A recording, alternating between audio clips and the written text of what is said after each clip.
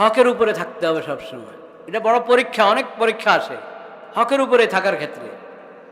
মানুষ যতক্ষণ নিজের মনের মতে হককে পায় তখন সহজে মেনে নেয়। হক যখন নিজের মনের বিরুদ্ধে যায় তখন আর সহজে মানতে পারে না। মন হকের ফয়সালা যা আমার মনেও চায় তা, তাইলে তো হক মানে অনেক সহজ।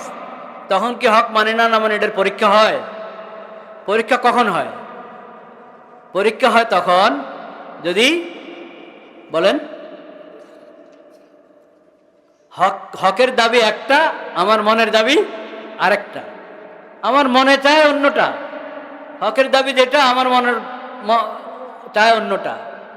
হকের দাবি আর আমার মনের চাহিদা এই দুটো যদি বিরোধ লাগে তখন হলো ইমানের পরীক্ষা।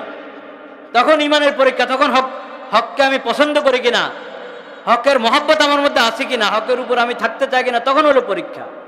ওই পরীক্ষাতে পাশ করতে হবে। এমনি সবসময় আপনি হকের সঙ্গে আছেন, ওটা পরীক্ষা না মেয়া।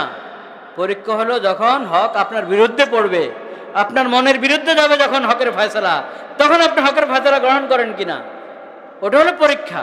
তখন হকের উপরে থাকা মজবুতির সাথে, তখন সবর ধরে হকের উপরে থাকা, এটা হলো হকের উপরে থাকার নাম।